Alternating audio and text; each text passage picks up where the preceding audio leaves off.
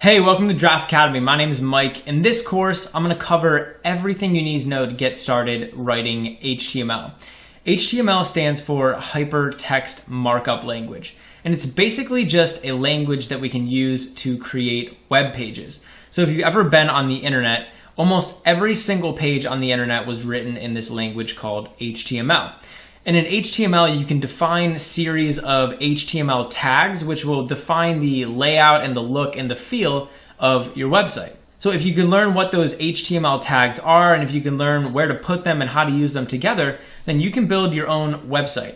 It's actually a lot easier than people think to build a custom website. I mean, so often people will run off to use like content management systems, or they use programs to build websites for them.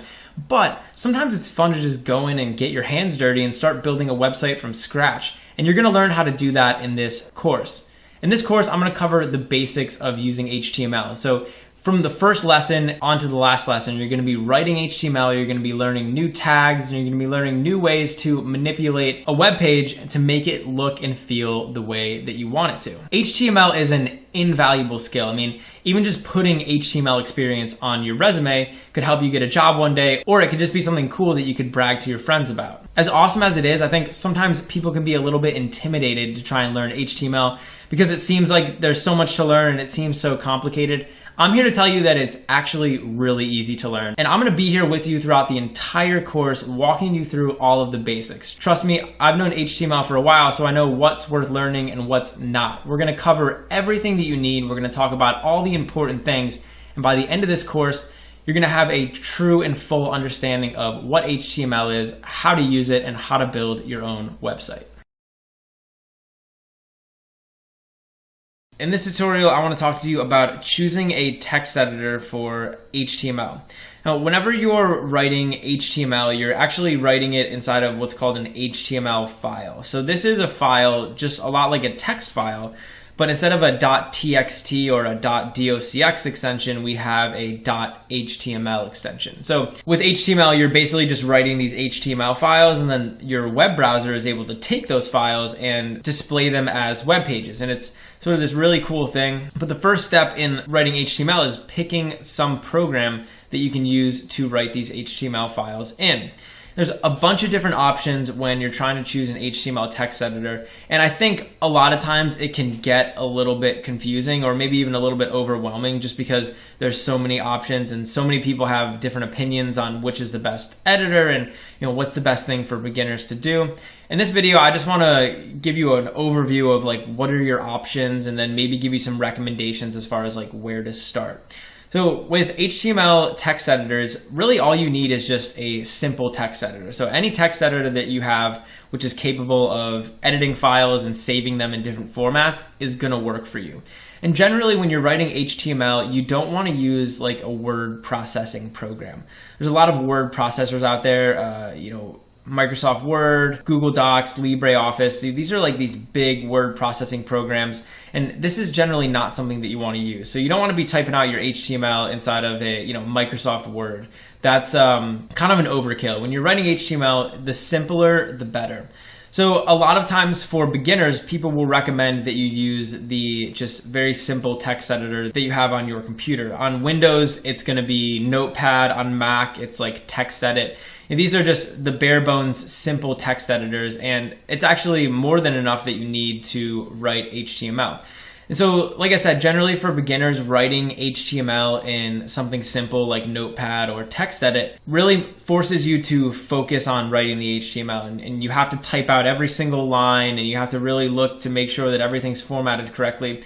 And ultimately, it'll just help you to really grasp the fundamentals. But if you're somebody who doesn't want to use like Notepad or TextEdit, you can actually use a specially designed program. And there's a bunch of these programs out there which are specially designed to write HTML in. And some of the popular programs, there's one called Atom, Sublime, Brackets, Text Wrangler, WebStorm. There's a bunch of these different programs that have been developed by different companies, and you can go online and do a bunch of research, but essentially what these are programs that are specially designed to help you write your HTML. So they'll take the HTML and they might display it differently. They might give you the ability to use like add-ons or different features that will make writing HTML a little bit easier. But as a penalty for that, they're also a little bit more complicated to use. And so, like I said, generally for beginners, like the less complicated things are, the better. So you may want to err more on the side of doing something simple. And then once you learn HTML, move up to one of these other programs. I want to show you sort of the difference in what these might look like. So over here I have TextEdit, and this is just the default like text editor on Macs. So if I open this, you'll see here I have this file, and this is actually an HTML file. So inside of this file, I have written a bunch of HTML, and this is like the simplest HTML document you're ever going to see. But this is what writing HTML would look like in something like this. And so if I wanted to add some more HTML down here, I could just type it out, and it's very simple. There's nothing to configure, there's nothing to add on, you just sort of write out your HTML.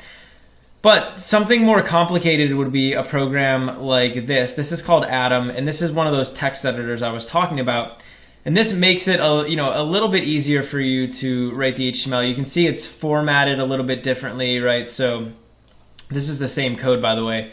So over here, these little tags are colored. This is colored up here. So there's different colors. Generally, programs like this will allow you to choose different themes. So I could, make the whole look and the feel of this different. So there's a lot of really cool options and configuration options that you can use with a text editor like this. But what you also need to understand is writing HTML in this is doing exactly the same thing as this doing. Functionally, these are the same thing. They're just, it's an environment for us to write HTML in. So here's my recommendation to you. I would definitely recommend, and a lot of people recommend this, starting with a simple text editor like this. It doesn't have to be TextEdit, but it can be something simple. And the whole idea is that the simpler, the better. When you're first learning HTML, you don't want to have to worry about, configuring different things or working with some heavy text editor. Using something light and simple like TextEdit is just going to allow you to focus on the HTML. And then once you have a grasp for writing HTML and you really feel comfortable doing it, then you can move up to a program like this. Now, obviously, that's just my recommendation. You don't have to listen to me. And if you do want to choose a program like this, definitely do your research, try out a couple different programs, see which one fits for you. You're going to hear a lot of people online saying like this text editor is the best or that one's the best. People always get into little fights about those things, but the best text editor is the one that is right for you. And so it's the one that you enjoy using the most. Don't listen so much to what other people are saying. The best way to pick is just to try a bunch of these different text editors, and as you go through this course even, you can try a bunch of different ones and see how you like using each one. But again, for beginners, I would recommend starting simple. HTML is a really simple language, and so the less you can bog it down with like all these plugins and add-ons and themes, like the better it is. Because with web development and just programming in general, it's usually the simpler and the more straightforward something is, the better it is. In this tutorial, I want to talk to you about creating your first HTML file. So I'm going to show you how to create an HTML file. I'll show you how you can view that HTML file on your web browser, and I'll show you how to set up your HTML file with some default HTML code in order to make it work properly. So the first thing I'm going to do is create a folder for my project. So I'm going to create a folder that I can put my HTML files in for my website. Over here in my File Explorer, I'm just going to make a new folder, and I'm just going to call this GA_site for Draft Academy site. And then now what we can do is open up this folder inside of my text editor. So I'm going to come over here and I'll just add this project folder. And now inside of this folder, I'm going to create a new file. So I'm going to say new file, and I'm just going to call this index.html. Now, the reason I'm naming this file index.html is because generally when you're creating your first web page, you want to name it index.html. Index.html is a special file name that we can use, and if a file is named index.html and it's at the root directory of your folder, then your web browser will think that that's the home page of your website. So if you're just creating one web page like this, it's a good idea for us to name it index.html. But really, you can name it whatever you want. I'm going to name mine index.html. And so now we have our HTML file open. So this is actually a file now that we can use and view on our web browser. So if I just came over here and typed hello world, I can actually take this file and I'm just gonna open it up inside of my web browser. So I'm gonna click open, open with, and then I'll open it with my web browser. So I'm gonna open it with Google Chrome. And now what'll happen is you'll see this file will open up, and over here on the web browser we have our text. And so this is like the simplest, purest form of HTML, which is just typing out some bare bones text inside of an HTML file, and it'll display here on our screen. But if we want to have an HTML file that's like an official file and that's structured correctly, we're actually going to have to add in some extra code in here.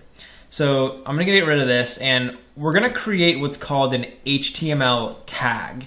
Now, HTML is a language that's used to define layouts for web pages, and we can define those layouts using things called tags.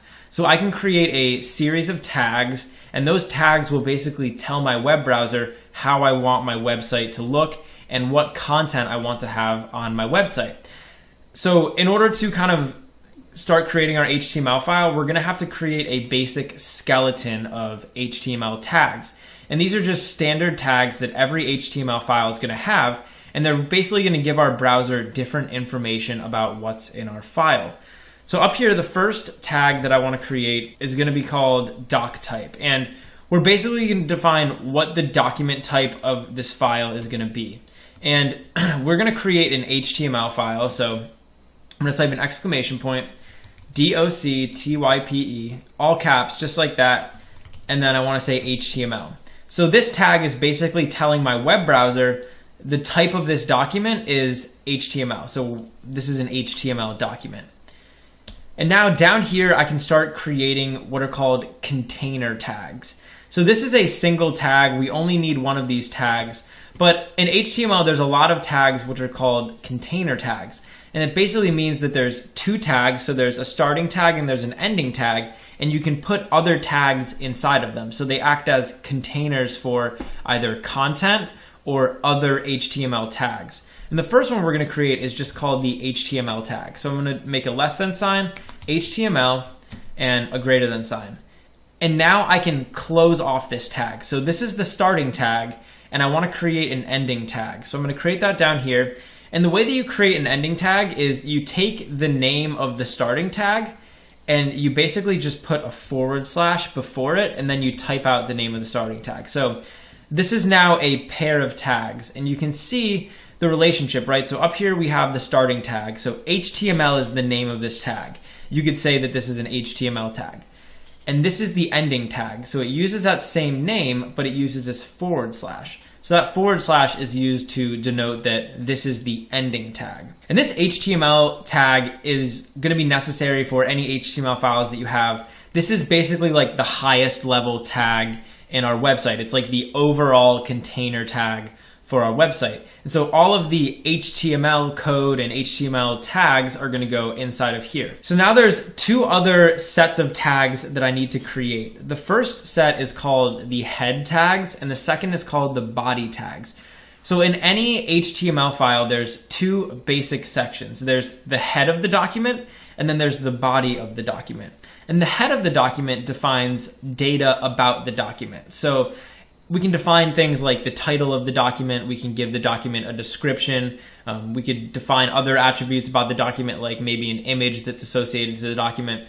We can also use the head to import any resources that we need into our HTML file. So you'll find out later that we can actually link this HTML file to other types of files. And inside of the head, we can do all of that. So the head is sort of like the settings of the HTML file. It's like the command center. It's sort of like metadata about the actual file. And we can create the head by creating head tags. So it's going to be a less than sign, and we're going to type head. And now we can close off this tag just like that.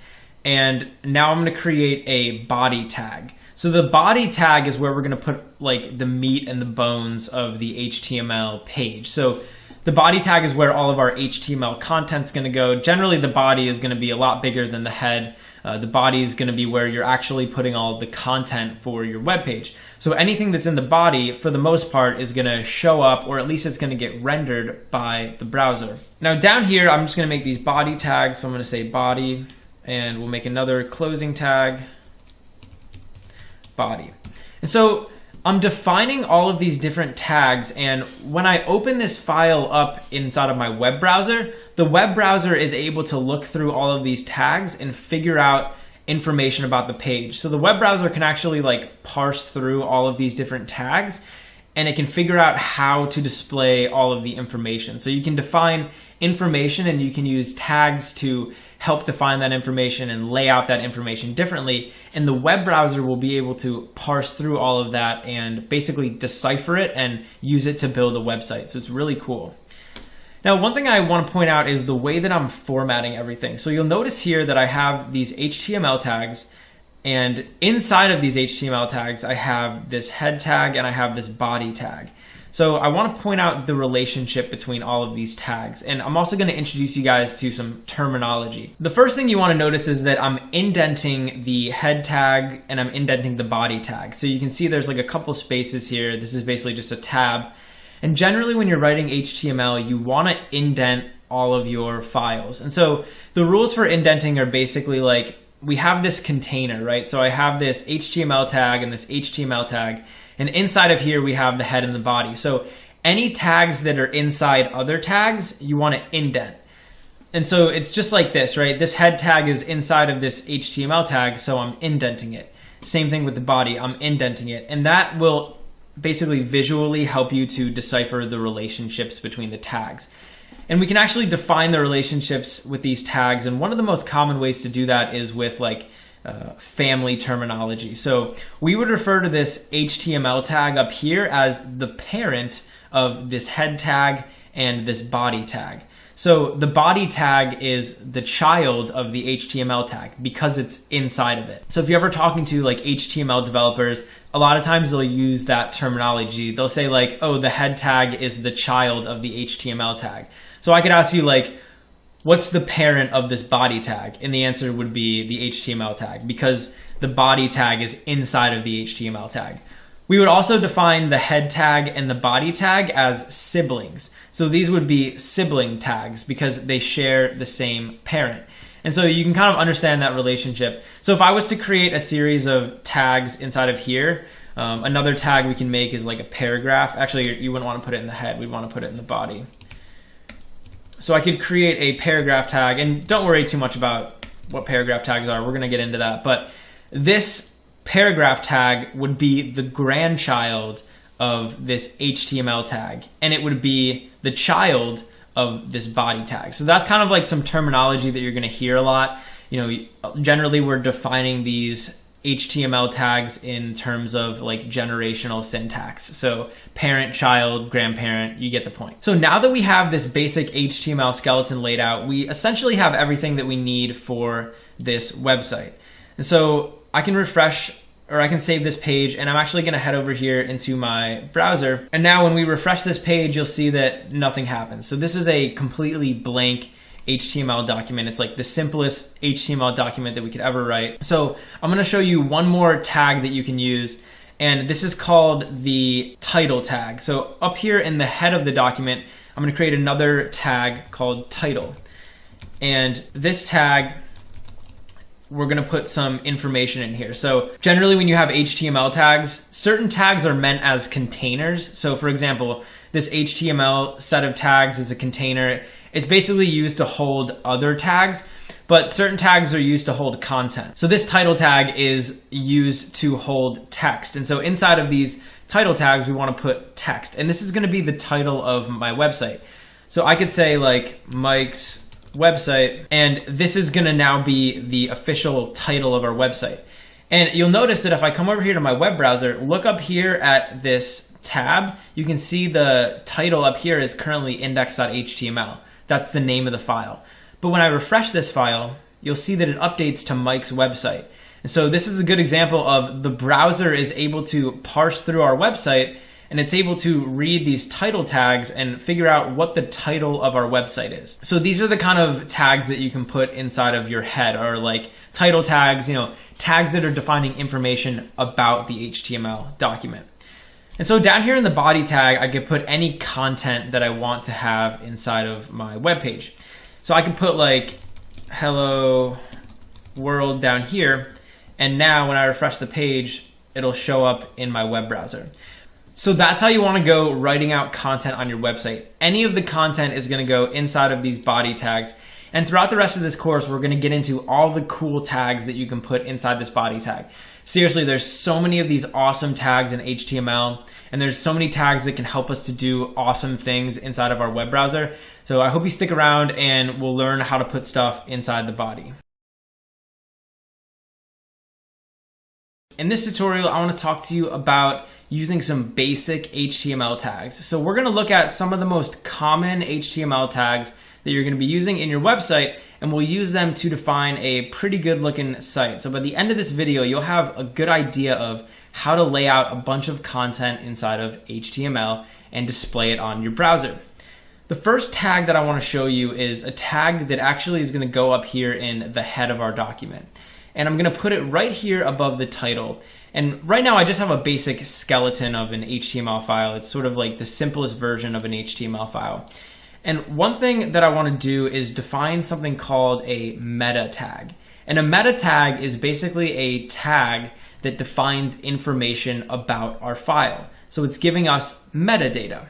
So I can use this less than sign, and I'm going to define this meta tag.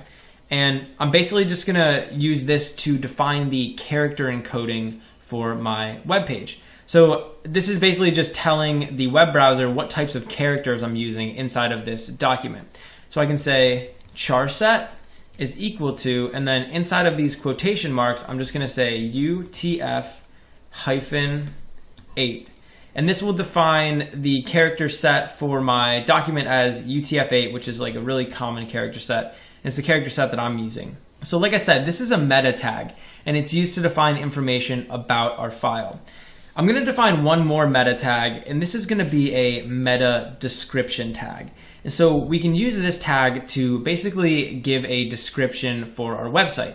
And this tag can be used by things like web browsers. So for example, Google could go into our file, look at this meta tag, and it can use it to display information on its search pages. So generally when you search for something on Google, a lot of times there'll be like a little description of it, and they're using this tag from the file. So I can say meta, and I'm going to say name is equal to description. And now I'm going to say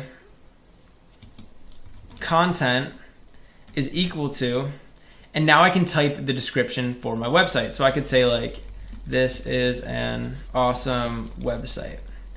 And now we have this description, which is just like, this is an awesome website. And I'm going to go ahead and end this tag.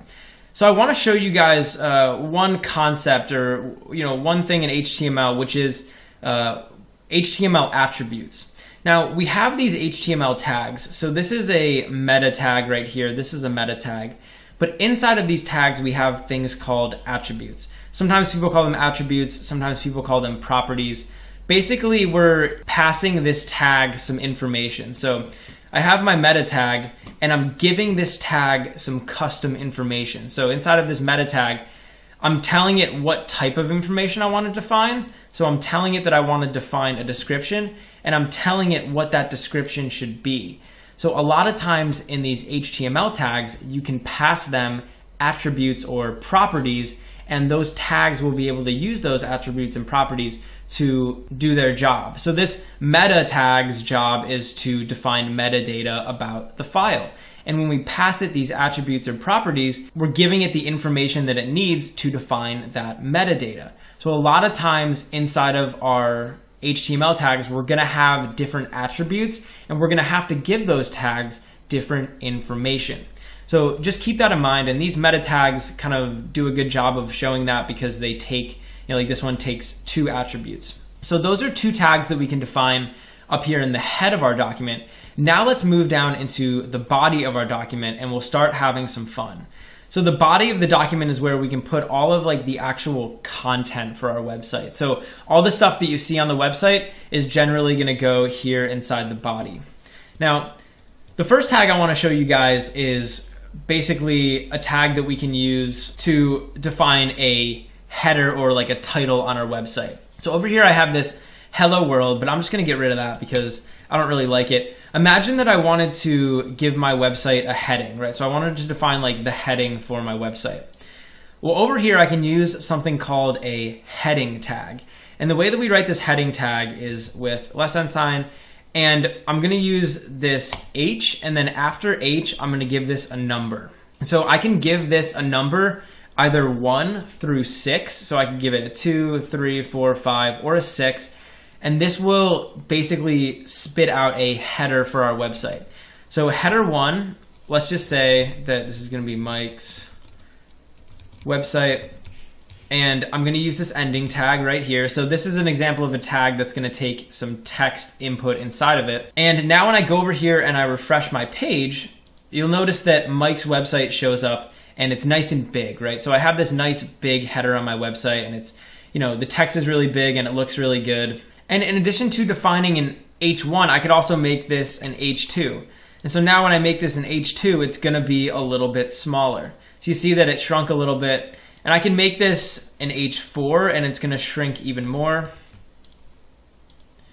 And I could go all the way down to an H6, which is the smallest size of header that HTML is going to allow us to define. And that's going to be a pretty small header. So anytime you want to sort of like announce something, or you want to like title maybe like a section of a document, you can use these headers, and the headers will look a little bit bigger and bolder than just normal text would.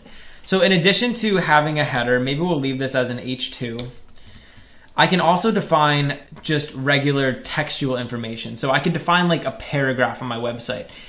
And if you're writing like an article or a web page, a lot of times you're going to want to use a paragraph, right? You're going to want to have some text on your website. So I can make what's called a paragraph tag. And a paragraph tag is just going to be P, and then we're also going to need an ending tag. And now any text that I write in here is going to go inside of its own paragraph. So I could write like, this is my paragraph. And now when I refresh my page, you'll see that this text showed up in its own paragraph. And what's cool about paragraphs is that they'll automatically sort of format themselves. So I could actually make another paragraph right below this. So we could say this is another paragraph. And this paragraph will automatically space itself out, and it'll be below this other paragraph. Okay, so we have this paragraph, and then we have this paragraph, and they're kind of just like lined up like that. And you can put as much text as you want inside these paragraphs. And generally, whenever you're writing out like a block of text, you're gonna want to use this paragraph tag. Now, we can also style some of the elements inside of this paragraph. So let's say that I wanted this word here, paragraph, to be bolded. Well, I can use another special HTML tag, which is the bold tag, and this will make this word bold. So I can do $sign, and the bold tag is just a B, and then you want to end it over here. So inside of these open and closed bold tags, we can put any of the text inside of a paragraph or inside of another place in our website that we want to be bold. So now when I refresh this page, you'll see that paragraph is bold. I can also use another tag. So instead of making it bold, we can make it italicized. So I could use an I right here instead of a B. And now instead of being bold, this text is going to be italicized. And you can actually embed these tags inside one another. So I could use the bold tags and the italics tags. So over here, I'll take this bold tag, and I'll take this other ending bold tag. And inside of the bold tags, I'm going to put the italics tags, and then I'm going to put the paragraph. And now we'll have a bold italics paragraph, just like that. So it's just italicizing one of the words and bolding the word at the same time. So that's a really great way for you to, you could italicize certain words or you can bold certain words, and it really makes it easy just by using those tags. Another thing that we can do is we can control the layout of the document. So one of the things with HTML is that it lays out our web pages in a very specific way. And I want to kind of show you how that happens. So when HTML lays out our web page, it basically takes the layout that we define here inside the body and displays it over here on the web page. So the order that we have the elements here in the document is the order that they're going to show up on the browser. So if I was to cut out this paragraph and paste it up here above the header, now my document's layout and structure will reflect that. So now the paragraph is going to be above the website header, and then this other paragraph is going to be below it. So the way that you order these tags inside of HTML is the way that they're going to show up on the website. And the other thing is HTML doesn't necessarily care about the way that we format this file. So in other words, HTML doesn't care about the white space. In other words, if I made 2 extra lines here, you might think, okay, now there's going to be 2 extra lines between the paragraph and the title, right? Because there's all this space inside of here. But that's actually not the case. When I refresh the page, nothing happens. HTML lays itself out and orders itself out using these tags. And so it doesn't care about any of this white space that's inside of our files. It really just cares about what's inside these tags. So imagine that we wanted to create some white space, right? And I'm just going to put this header back up here so it's a little bit easier to read. I could actually create a new line. So let's say here inside of this, after this header 2, I wanted to make a new line. I can use another HTML tag, which is called a break. And the break tag will basically create a new line in our HTML document. So I can just do a less than sign, a BR, and then we're going to do a /, and we're going to do a greater than sign. And you'll see now when I refresh this page, there should be a space between the title and between this first paragraph. So you can see that we have this space here. And you can use as many of these break tags as you want. I can make 2 of them, and now it's going to be even further down. So these break tags can be really good to kind of break things up. Another tag that I can use is called the horizontal rule tab. And the horizontal rule tab will basically give us a straight line right across the website that's going to help us to separate some of our content. So I can make that tag, I can say HR, and then I'm going to do a /, and I'm going to do a greater than sign. And so you'll notice that this HR tag was a lot like that BR tag that we used before. And this is another special type of HTML tag. So this is a tag that's called a single tag, right? So over here in this header 2, we have one tag, and then we have this other ending tag. But sometimes there'll be tags, for example, like this horizontal rule tab, where you don't really need 2 tags. Like there's nothing that needs to go inside of them. And so it's just going to be a single tag. And a lot of times with these single tags, you'll format them this way. So you'll write out the name, and then you'll use this ending sign, and then you'll use this greater than sign. And actually, in certain cases, you can actually just get rid of this /, but we're going to keep it in because it's like technically correct HTML. So now you'll see that instead of a break here, we're going to have a horizontal line. And this horizontal line is basically just something we could use to break up our content, right? You could even put like another one in here, and it might style it, right? So you could have like a double line there, whatever. And the horizontal rule will go all the way across the page. There's also a couple other tags that we can use to control the size of our text. So down here in this paragraph, let's say that we wanted to make one of these words bigger. For example, let's say we wanted to make this bigger right here. We can use 2 tags called big and small, and they'll actually make our text a little bit bigger or smaller. So I can do the big tag here, and I'll do the ending tag. So this works just like all those other tags where anything that goes inside of this big tag is actually going to get bigger. So now watch this right here. When I refresh my page, it's actually going to get a little bit bigger, and you can see that it did. And so I could do the same thing with this is tag down here. Let's make this bigger as well, just to really illustrate this. And now when I refresh this page, the is tag is also going to get bigger. So it doesn't get that much bigger, but you can use this to kind of control how the text looks. Like maybe you want some text to be a little bit bigger or smaller. I can do the same thing, but with small tags. So here on this my word, I'm going to give this a small tag. So we'll say small, and then again, we're going to end it. And now watch the my right here. This is going to get smaller. So you can see that it shrunk a little bit. So using those big and those small tags can help us to control the size of the text on our website. We can also use other tags called subscripts and superscripts. So this can be used to format like subscripts and superscripts, especially if you're doing something like math. You're going to want to use something like this. So I'm going to go over here into this paragraph and we'll create a subscript and a superscript. So imagine that I wanted to like type out the chemical formula for water, right? We could say H2O. But this 2 should actually be a subscript, right? It should be like a small little 2 right down below H. So I can use this sub tag and I can surround this 2 with the sub tag. And now this is gonna be like a little bit smaller. So you'll see here we have H2O, so it's formatted correctly. I could also do the same thing with a superscript. So another good example would be like math. So I could say like, maybe we wanted to write out 10 squared, so like 10 to the power of 2. I can use this superscript tag, and this will make this a superscript. So now we have 10 squared. So these are all like little HTML tags that you can basically just use to format the text on your website.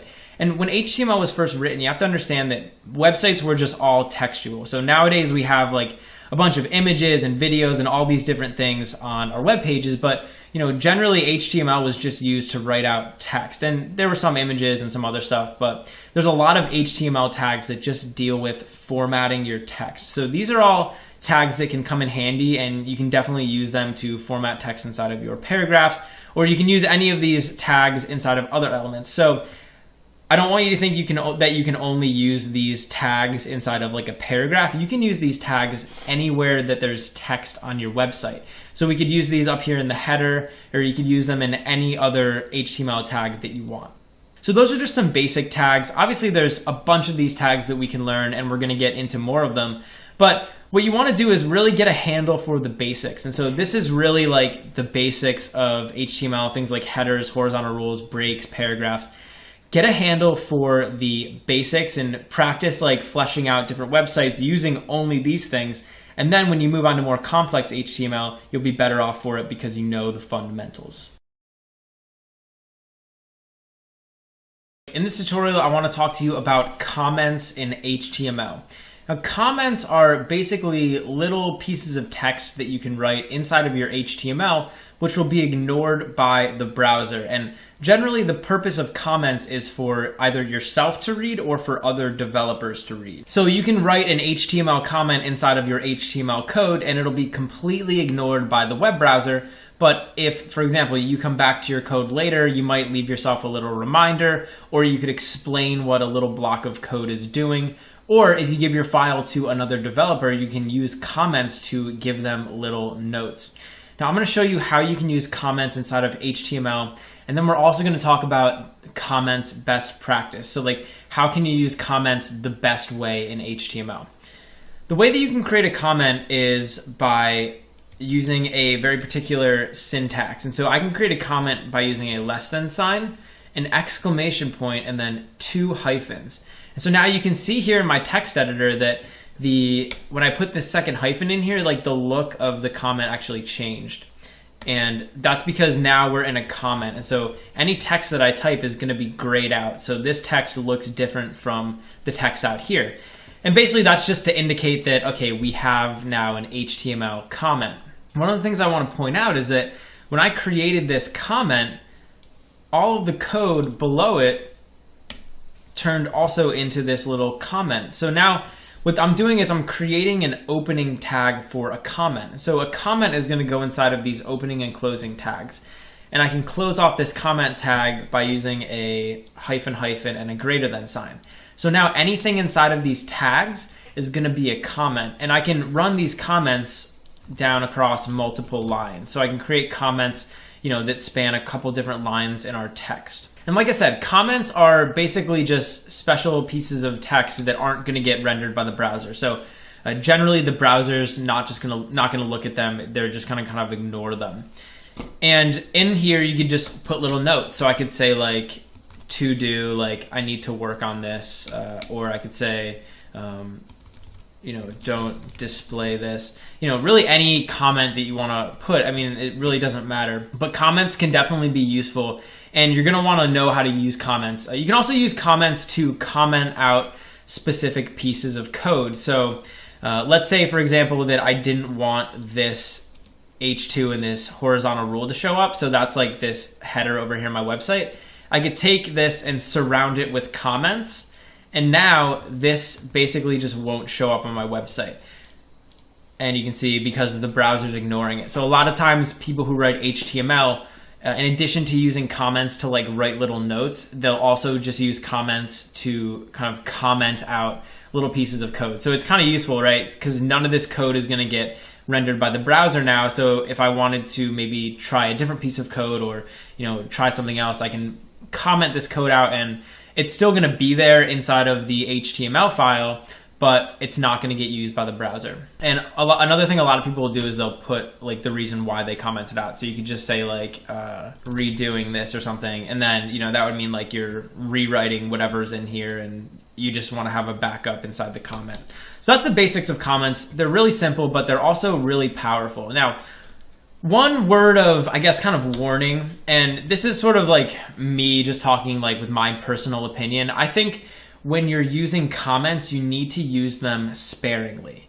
I think some people have a bad habit of just writing out like all of these, really long comments explaining things and doing things. Personally, I think the purpose of a comment is to explain something that can't be explained with code. So sometimes people will write like a bunch of messy code. So they'll write a bunch of messy HTML, and then they'll just write a comment above it being like, oh, it does this. Like, oh, this is the header. Meanwhile, the code is like, a complete disaster. It's really messy. I'm a big believer in letting the HTML speak for itself. And I think it's a decent philosophy to adopt. When you let the HTML speak for itself, you make sure that you write clean and readable HTML. And that way, when somebody goes to view your HTML document, they don't even need any comments to explain anything because it's all clear. What you don't want to be is the guy who writes a bunch of messy code, writes a comment telling what it does, because it doesn't help anyone out, right? Sure, the comment's telling me what this line of code is doing, but it doesn't help me if I need to go in there or modify it. So before you use a comment, try to explain what you're doing using your HTML. Comments are used for things that can't be explained with the HTML. And they can also be used, like I said, to comment out lines of code and, put things on hold for a second, hide them from the browser. Really, this is all just kind of my opinion and me kind of riffing about comments. But use comments however you want, and be sure to add them into your HTML files to increase your productivity. In this tutorial, I want to talk to you about styles and colors. Now, one of the cool things you can do in HTML is you can actually style the individual elements. And when you style HTML elements, you can use something called a style attribute, and you can actually give each of these HTML elements certain styling information. Now, when we're talking about styling HTML, there's an entire other subject that you can get into, which is called CSS. And that stands for Cascading Style Sheet. So in this lesson, I just want to kind of give you an introduction into how you can use basic CSS to style some of these HTML elements. Now, this isn't meant to be a full course on CSS, and in fact, this Draft Academy course is really only meant to be used for HTML. We have another course that talks solely about CSS, but just know for now, I want to introduce you to the topic of styling some of your HTML. You can see over here, I have this header up here, and then I have this paragraph here in my file. And I can actually give these two color attributes. I can color the text, and I can actually give them a background color as well. So in this lesson, I'm going to show you how you can start adding some basic colors onto the elements for your HTML. But again, keep in mind that this isn't meant to be like a full course on CSS. This isn't meant to be a full course on styling. I just want to give you guys an introduction. So in here in this paragraph, I can pass this paragraph an attribute. So in HTML, in addition to just defining the tag, you can also give the HTML tag certain information. These are called like attributes or properties, or some people call them parameters. I'm going to give this something called style. So I type out style is equal to, and now inside of these quotation marks, I can type out some different style attributes that I want to give to this element. One of them is color, and color is going to control the color of the text for this paragraph. I can do a colon, and now I can basically just type out any color that I want. So let's use blue because that's one of my favorite colors. So now when I refresh this page, you'll notice that this paragraph over here has turned blue. And so instead of just being that boring black color, now it's blue. We could also change it to red. And now it will be red. So you can use a bunch of these different colors and you can change the color of the text. I could also change something called background color. So in addition to changing the color to red, let's change the background color to maybe blue. So now I can type out background hyphen color, and I can pass in another color. So let's make this blue. And so now this paragraph will have its text colored as red, and it'll have its background colored as blue, just like that. And so you can use these different color combinations to control the background of the text and the color of the text. And you can also use these attributes in other elements. So for example, I could use this same thing inside of this header right here. I could say style. And remember, this is just an attribute that we're passing in. I could say color, and now we'll make this green. So I can make this thing green. And I can also use these stylings on these container tags. So up here we have this body tag. I could give this a style as well. So I can say style, and why don't we give this a background color? So I'm gonna give this a background color of light blue. So I'll say background color, light blue. And now what you'll see is the entire body, so the entire body of our HTML, so all of this stuff is gonna turn blue. And that's exactly what happened. So you can use this background color inside of this body tag to control the background of the website. And what you'll notice is, even though we made the background of the body light blue, since we made the background of this paragraph blue as well, it's overriding the styling that we got from the body. So that's how you can use this style attribute in order to give your HTML elements some basic style. And if you want to learn more about styling your elements, Giraffe Academy has a full course talking about CSS where we get into all of this stuff, styling your HTML, doing all of that. But for now, if you're just trying to learn HTML, and I would definitely recommend learning HTML first, just know that you can use these basic coloring styles to change the look and the feel of your website. Now, I want to show you a website where you can go to find all of the colors that you can use. So this is a website called W3 Schools, and you can just kind of Google search like W3 Schools color list, and it'll give you a list of all these CSS colors. So again, don't worry too much about CSS. Just know that you can use these inside of those style tags. So this is just a full list of like the name of the color. And if you don't want to pass in the name, so like I could say like aqua inside one of those style tags and it would color the text or the background aqua. You can also just put these hex tags in there. So you could copy this guy and put it in place of the color name and it's still gonna work. So that's just some basics on using color and styling in HTML. Again, if you're just trying to learn HTML, don't worry too much about styling, but I just wanted to show you guys like the basics of styling an element, just so you can kind of like get your teeth wet and start working with styling inside of your HTML. In this tutorial, I want to talk to you about using various HTML tags to lay out the structure of your website. Now, we've looked at some of these basic HTML tags, things like body and this HTML tag. We also looked at things like headers and paragraphs, all these very basic HTML tags. In this tutorial, I want to talk to you about tags that we can use to format the content on our page. So these tags are going to help us to lay out the different content on our website into different sections. And really, when we're writing HTML, you want to make sure that you're using the right tags to lay out your page. One of the most common mistakes that new developers to HTML make is that they don't use the correct tags, and they don't use all of the HTML tags that they have available to them to lay out their pages. A lot of times people won't use the right tags, or they won't lay out their pages as well as they could because maybe they don't know about certain HTML tags, or they just don't feel like taking the time to use them. But in this tutorial, I want to show you all the tags that you should be using to lay out your web pages. So the first thing I want to show you is how you can start laying out some of the code inside of your body.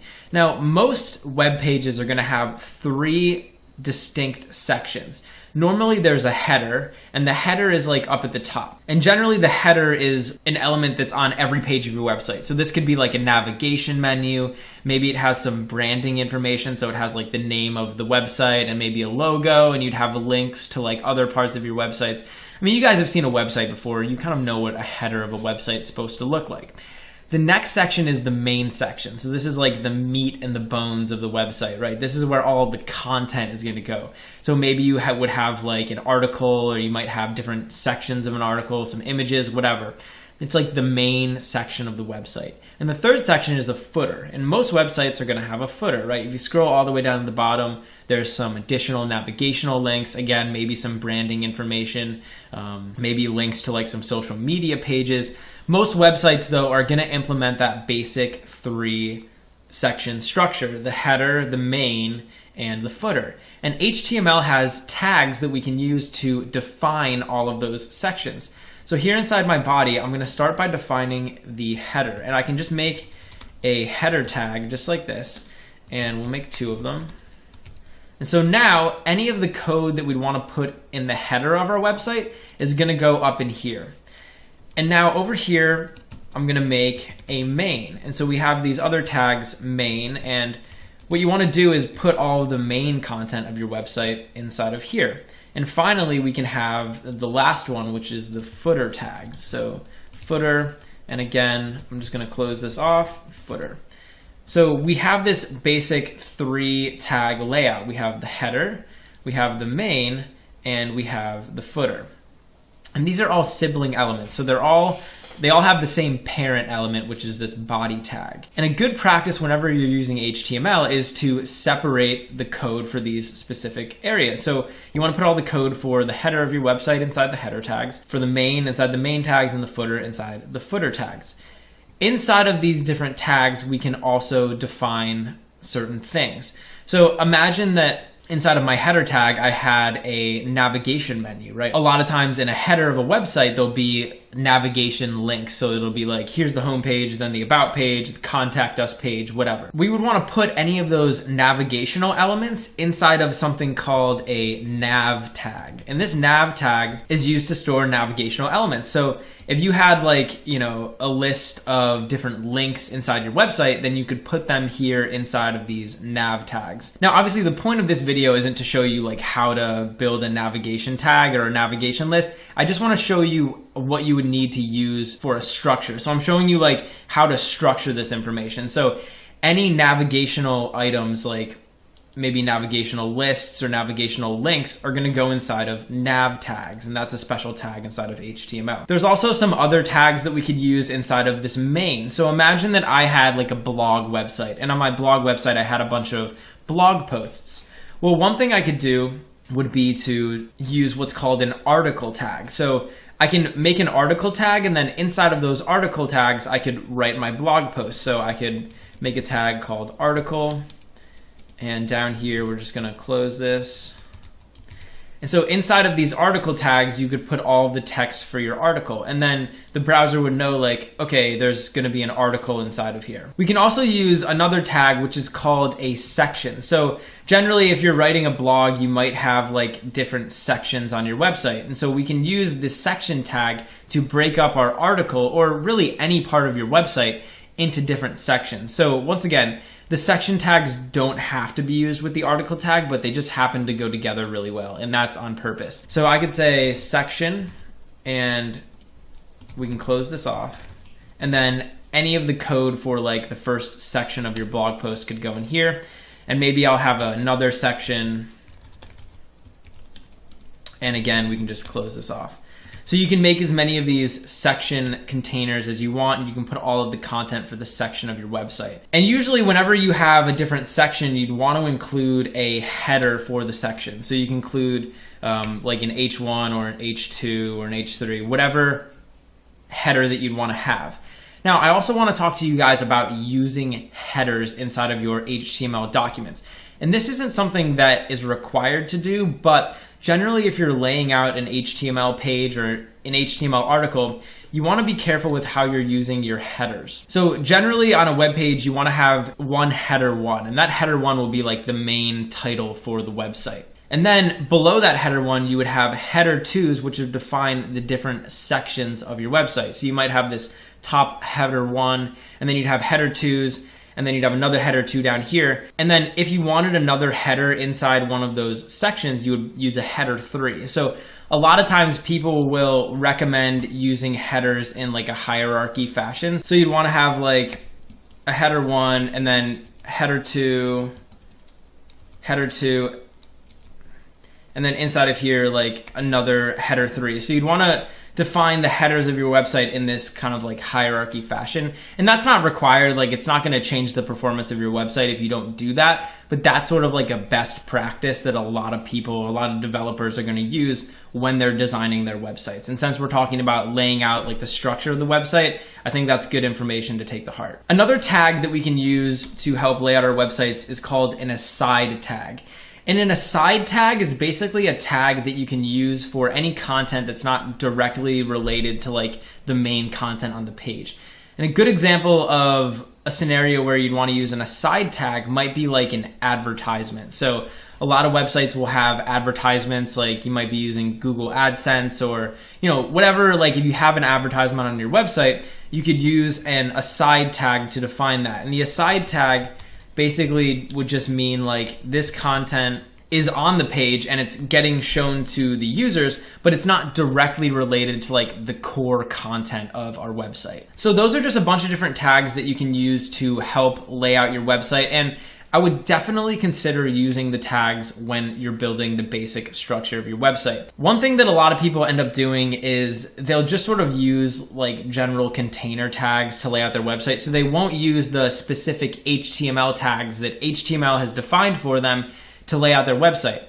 And one of the advantages of using these tags, of, you know, specifying like this is a section of my website and this is another section of my website, because you might say like, why do I have to define all of those sections? And honestly, like using tags like this isn't necessarily going to change the look and the feel of your website. Like you could create a header, a main, and a footer for your website without using the header, the main, or the footer tags. The purpose of those tags is, one, to act for organization. So if you're writing an HTML file, one of your goals should be to make the file as readable as possible. So when you write the file, you want it to be able to be read by either yourself later on or other developers.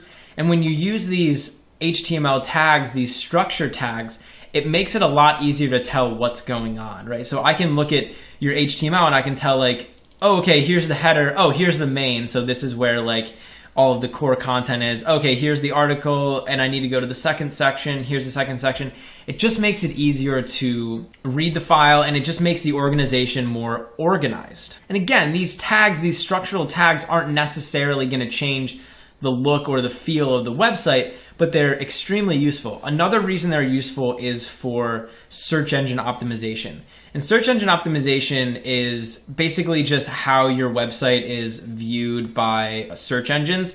So well, there's actually more to it than that, but that's sort of like the basic idea is like, if your site has good search engine optimization, then it'll be really easy for search engines like Google to be able to go read through your site and figure out what it's about. And when you use these very specific HTML tags, it makes it a lot easier for something like Google to go into your website and figure out the structure of your website and figure out where all of the content of your website is.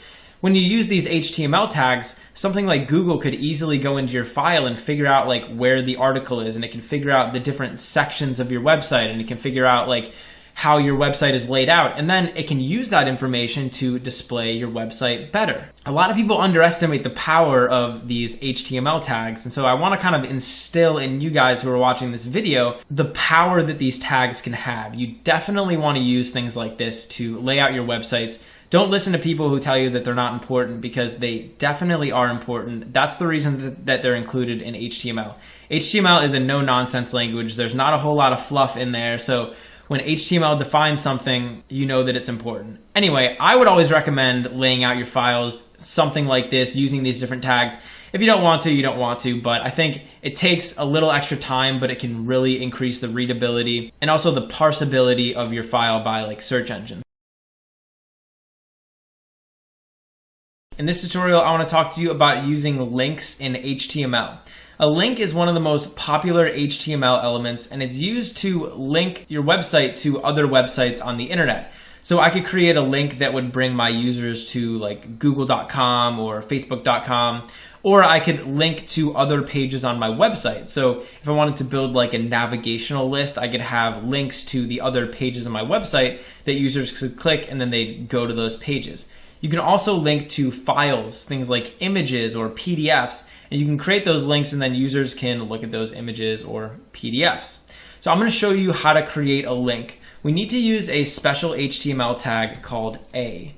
And after A, we need to pass this tag some information. We need to give it something called an href.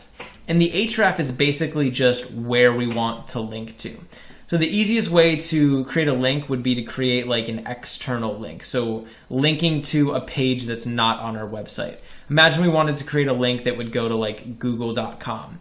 Inside of this href, I can just type the address to google.com. So I can say https://. And you need to make sure that you include this like HTTP or HTTPS part. A lot of times when you will give someone a link, like you won't include this, you'll just be like www.whatever. But when you're creating an href and you're creating a link, you need to be very specific about where you want to go. So you're going to need to include this part, and then I can just type www.google.com. So what we've effectively done is told this link attribute that we want it to link to this address, which is Google. And now I'll close this, and I can actually close off this entire tag, so we can just make this closing a tag. And now inside of here, I can put any text for this link. So we could say, for example, Google's homepage. Now I also just want to point out that inside of these link tags, you can put more than just text. So you don't have to just put text. You could actually put other HTML elements. So I could put like a header 1 in here, for example. So why don't we do that? We'll make this a header 1.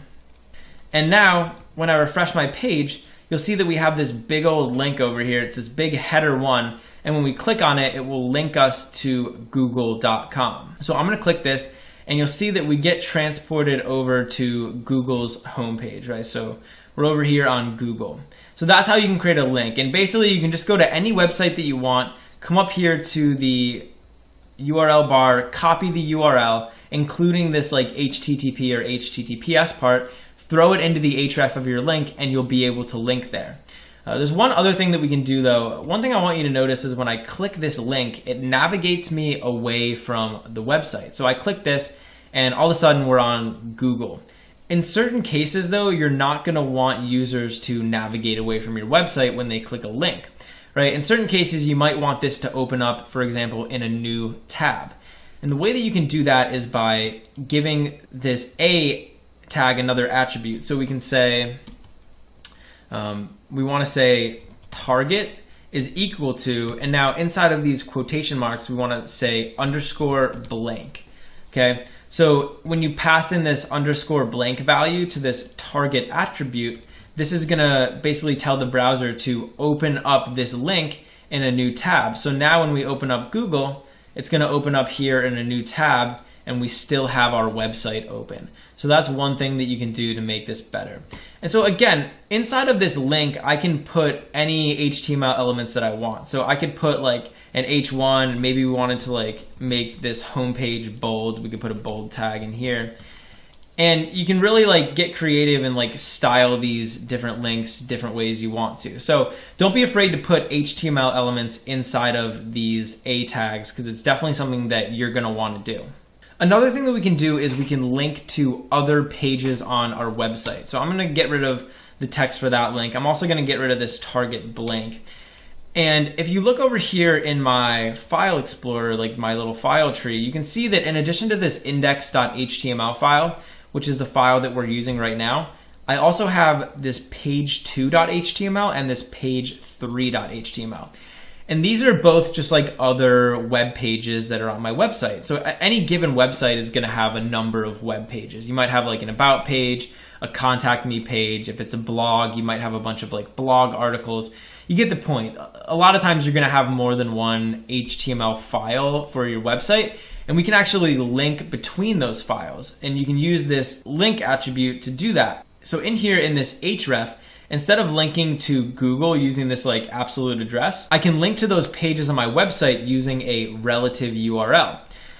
So if I wanted to access this page 2, for example, let's say that I wanted to link to page 2, because the page that I'm currently on and page 2 are in the same directory, I can just type out page 2's name. So down here, I can just say like page2.html. And the browser will automatically know that we want to go here to page 2. So over here, I can just type page 2. And now in the browser, you'll see that we have a link to page 2. So when I click this, it'll bring me over here to page 2. And you'll notice that inside of page 2, I've already set up a link inside of here. So here in page 2, I have another link, which is just linking me back to index.html. And this is a way that we can create navigation on our site. So now I'm over here in page 2, and I can navigate back to the home page. So I can navigate between these two pages on my website.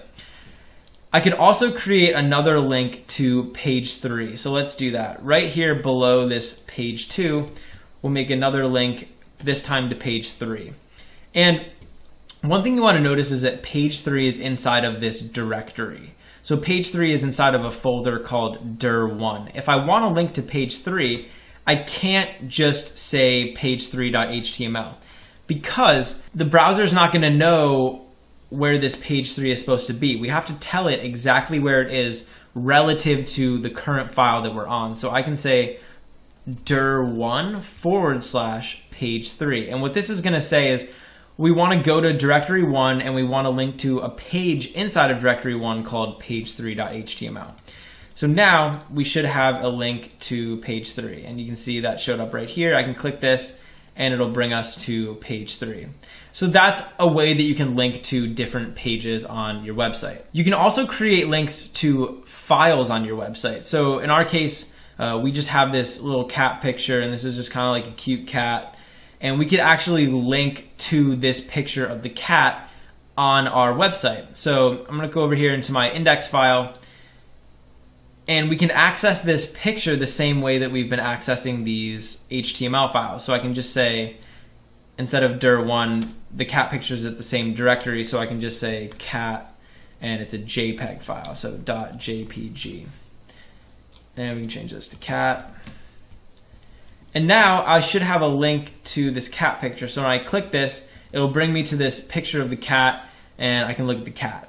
So that's kind of how you can link to external websites, other pages on your website, and files on your website. So in addition to a JPEG, I could also link to like a PDF or a Word document if I had it stored on my website. It doesn't matter. And that's sort of the basics of using links in HTML. In this tutorial, I want to talk to you about using images on your website. One of the most common things people want to do when they have a website is put images up there. And so today I'm going to show you the basics of working with images. We can talk about resizing images and basically just placing them on our HTML pages. So I'm going to create an image tag down here. And an image tag is basically just $IMG. And inside this image tag, we actually have to give it a couple pieces of information. The first thing we want to give this image tag is the location of the image that we want to show. So when you have this image tag, you have to basically link it to an actual image. and then the HTML will be smart enough to go grab that image and then place it on our website. So I can just say source src is equal to, and then these quotation marks. And inside of these quotation marks, we want to put the location of the image.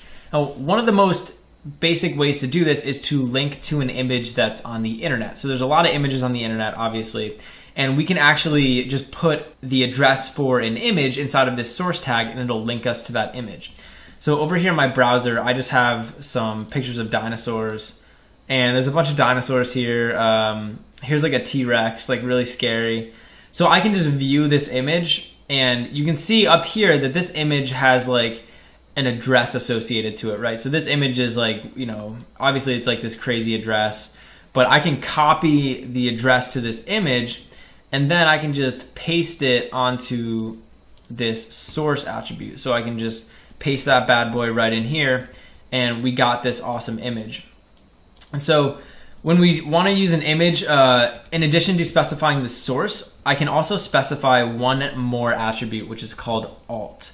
And the alt attribute is basically what's going to show up if the image can't be found. So one of the problems that sometimes you'll run into when you're making your HTML is that an image that you're linking to is like either deleted, or it's not there, or it can't be loaded by the browser. So for example, if this image of the scary dinosaur ever like disappeared, like if that person took it off of their website, then it wouldn't show up anymore. And so we have this alt tag as like a backup. So whatever text you put inside this alt tag will show up if the image doesn't show up. And also it's a good practice always to just have an alt tag.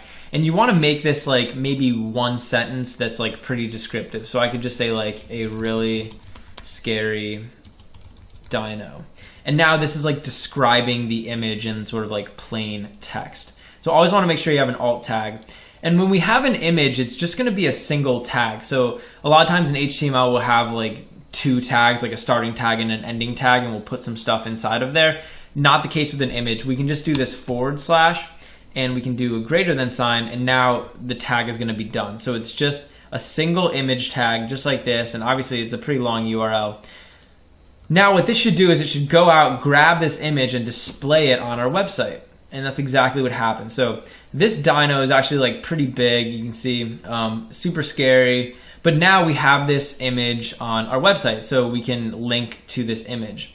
Another thing that we can do is link to images that are on our actual computer. So instead of linking to an image that's on the internet, I can just link to an image maybe that I have like, for myself. So I'm going to get rid of this source here. And I have this image on my little file tree over here. It's just this cute cat. And I can actually take this cat picture and insert it into my website, just like I did with that picture from the internet. So inside the source, I'm just going to link to the image of the cat. So it's just going to be cat.jpg. And now I'll change the alt. So we can just change it from like a really scary dinosaur to a really cute cat. And when I refresh my page, we'll have the cat picture. So one of the problems that you might be noticing with the dinosaur picture and now with this cat picture is that they're kind of big, right? Like this is kind of like a big image, and especially that dinosaur picture, that was huge, took up like the entire screen. So one of the things you can do with images is resize them, and we can give this image tag a couple more attributes. So in addition to defining the source and defining the alt text, we can also define a width and a height. And the width and the height will control the size of the image. So I can give this a width, I could say, actually it's going to be equal to, and we can say maybe like 100, and we can give it a height, and this will be 100, right? So we'll kind of shrink it down a little bit. And these, like 100, what that means is 100 pixels.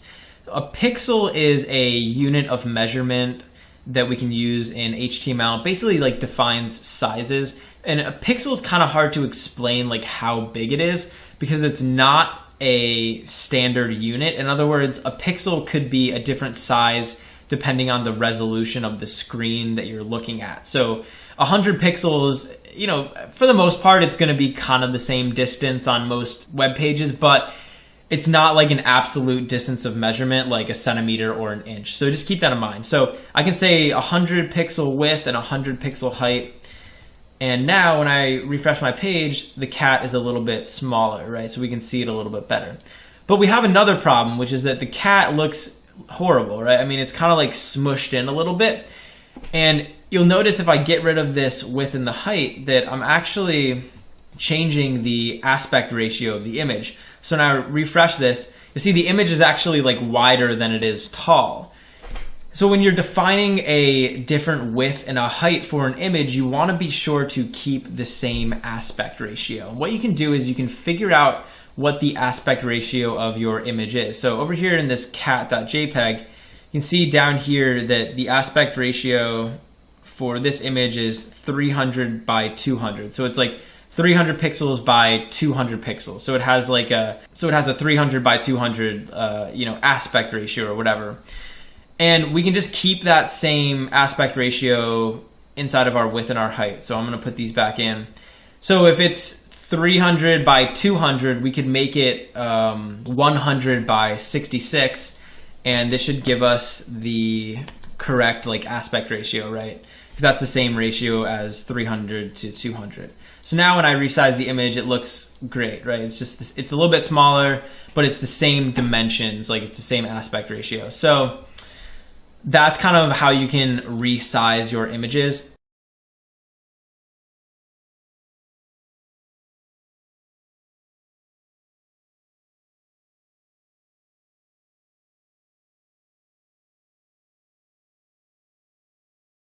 And you can also use other things with images. So I could combine this image with a link, for example. So I could come over here and we could create a link tag, and we can just say A, and we'll give this an href.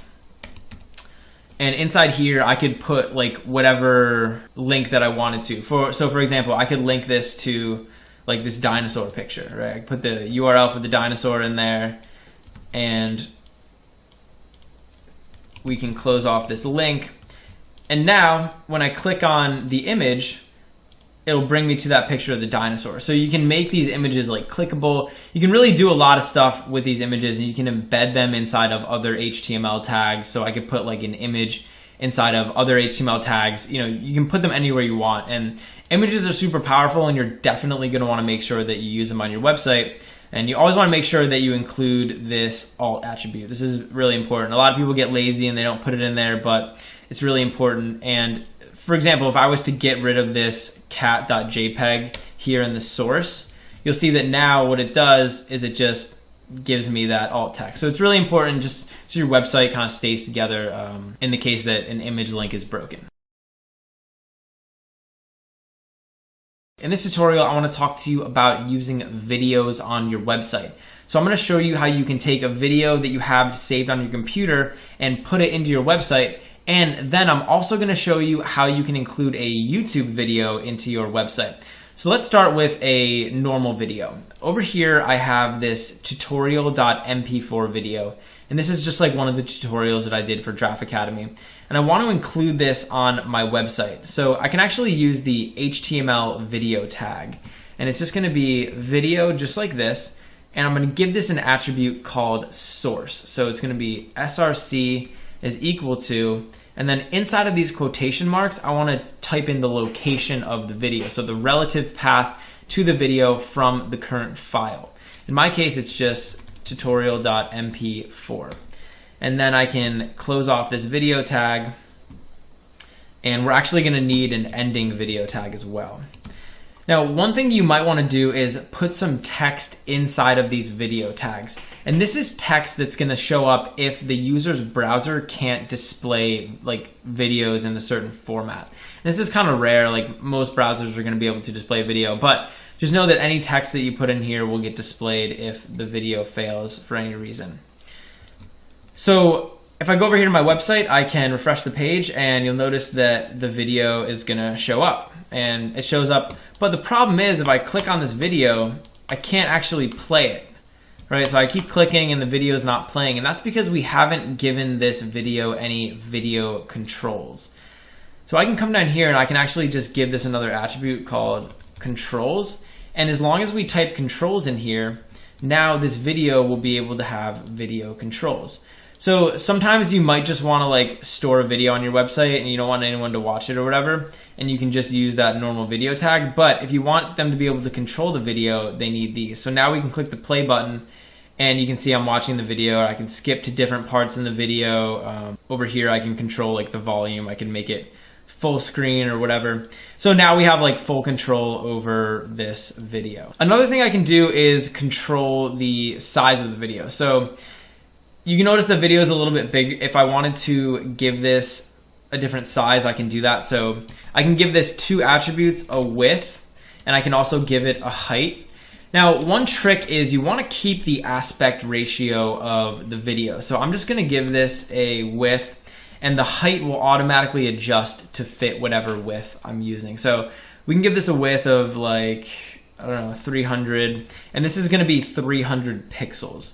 So now when I refresh the page, the video is going to be 300 pixels. So it's a little bit smaller, a little bit easier for me to see, and you can control the width and the height by just using this width property. Another thing I can do is control the thumbnail of the video. So you'll notice that when I refresh the page, it just gives me like a picture of like the first scene of the video. But if I have a specific thumbnail, I can also use that on here. So over here, I can just say poster. And inside of these quotation marks, I can basically pass this an image file. So over here, I have this thumbnail image, and this is actually the thumbnail for that image on YouTube. So I can actually open up my index.html file again, and I can just put in here that thumb.jpg image. And now when I refresh my page, it's gonna use that thumbnail for the video. So actually, let me make this a little bit bigger. So instead of just showing the first scene of the video, like the first image from the video, it's actually going to give me that thumbnail. And that can be really useful. Another thing you can do is specify whether or not you want this to autoplay. So I could say over here, autoplay. And now when I open this page, the video is going to automatically start playing. So that can kind of like be useful in certain circumstances.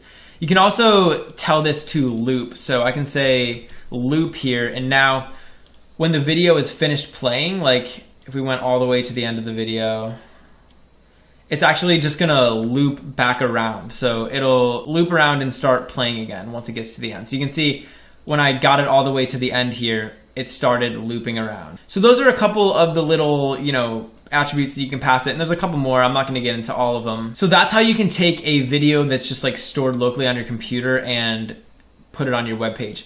Now, in addition to doing that, you can also include YouTube videos. So this is something that a lot of people are probably going to want to do. A lot of videos are stored on YouTube and you want to just like include them into your website, and YouTube actually makes that really easy. So over here, I just have this dinosaur video. And if I wanted to embed this dinosaur video onto my website, I can actually just come down here to YouTube and I can click this share button. And then down here, there should be an option to embed. So over here, it will allow me to click embed. So I can click that.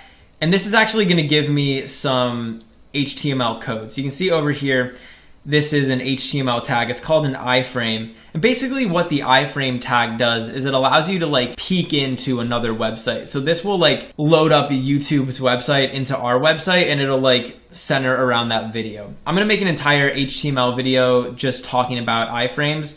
So don't worry too much about that right now. Just know that you can copy this code and then we can paste it in. And YouTube actually gives you options, so you can like uncheck or check these different options and it'll show player controls or show the video title and other actions. So I'm just gonna copy this. And now we can come over here into our HTML and we can just paste all of this code in and we'll be able to use the YouTube video. And one of the cool things about these YouTube videos is you have all of the YouTube player controls. So like I have like the full screen YouTube button, I have like the YouTube volume button and all that stuff. And so it looks really nice if you're just embedding a video from YouTube. And with these videos, you can also change the width and the height. So you can modify both of these values and make them bigger or smaller. So that's the basics of using videos. I think that covers most of the use cases. Either you have a video that you want to put on your website or you want to put a YouTube video on your website. That's kind of how you can do both of those things. In this tutorial, I want to talk to you about creating lists in HTML. Now, HTML allows you to list out a group of items, and it provides you with a couple different tags to do that. There's a lot of scenarios where you might need to list something out, maybe a list of names or the list of steps in a recipe. And you can use specific tags in HTML to format those lists and make them look really good. Like I said, there's a couple different types of lists that we can define, and I'm going to show you basically how you can define a list. The first type of list is called an unordered list, and this is a list that doesn't have a particular order. So imagine you were making a list of just like a bunch of different items and they didn't have to go in a specific order. You can make an unordered list. So we're just going to type UL, and then we're also going to need a closing tag, and we're going to close that off. Inside of this unordered list, we can define items for the list. So these two tags are basically like a container for the list. And inside of here, we're going to create something called a list item. So for each item in the list, we're going to need this collection of tags, which is 2 list item tags. And in here, we can just write out what we want them to be. So I could write out like a list of fruits, for example. So we could say apples, oranges, and bananas. Right, so I'm listing out a bunch of different fruits. And if I wanted to, I could even make these list items a little bit more complex. So I could include something in here like a link. So I can make a link and we could give it an href, and I'm not actually going to give this a real address just because I don't need to. And then I can close off this link. So you can put like HTML tags inside of these list items. You can really do whatever you want inside of there. Now when I refresh the page, you'll notice that we have this awesome list. So it's listing out all of these items, and you can see this one's a link. And because this is an unordered list, we have these little circle markers that just marks each list item in the list. So that's how you can define an unordered list. But what if you want to order the items inside of this list, right? Imagine that you were writing like a recipe or something. In a recipe, you need to follow steps very specifically. So you can't just skip to like any step you want. We could define an ordered list. And in an ordered list, we just type OL, and that's going to stand for ordered list. And now what you'll see is all of the items in this list are going to be ordered. So it's ordered like 1, 2, 3. So there's a specific order assigned to each element. And that order is basically just the order that these list items appear inside of the ordered list. And you can actually change the style of list. So you notice that we were listing everything out with numbers. I can actually change that. So I can say type, and we can specify a type. So the default type is going to be 1, just like this. But instead of 1, I could say A, and capital A is going to mean that it's just listing it out in alphabetical. So we have like A, B, and C. I can also do a lowercase a, and that's going to be lowercase numbers. I can do uppercase I, and this is going to be Roman numerals, or I could do a lowercase I, and it'll be lowercase Roman numerals. So you can change around the style of the list depending on the type of items that you have inside. You can also embed these lists. So I could put a list inside of a list item. So let's put a list inside of this oranges, and we could just put another ordered list, right? So I can make another OL, and we'll close this off. And I can define different list items. So I could just say like item 1, etc. And now we're gonna have a list inside of this list. So inside of the oranges list item, we have another list, and it'll start listing out things. So you can embed these lists all you want, and that can be a really useful thing to do. So ordered lists and unordered lists are the 2 most popular types of lists you'll see in HTML, and 90% of the time you're only going to be working with those. But there's actually another list that exists, and I just want to kind of tell you guys about it.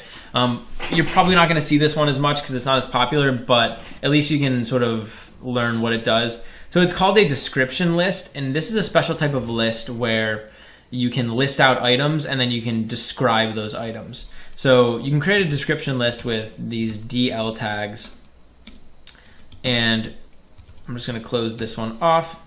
And then inside of here, we can define not a list item, we're going to define a description term. So this is going to be DT. And it works just like a list item does. So in here, I could just type apples. And in addition to a description term, we can also give the description term a description. So we can describe the description term. And we're just going to type DD, and we'll end this off. And so here I can describe the apples. So I could say like hyphen they are red or something. And now when I go over to my website, you'll see that we have this apples item in the list, and then we have the description right below it. So I could add in another one for like oranges, and we'll have a couple different items with description. So this can be kind of useful if you want to, have list items that have descriptions.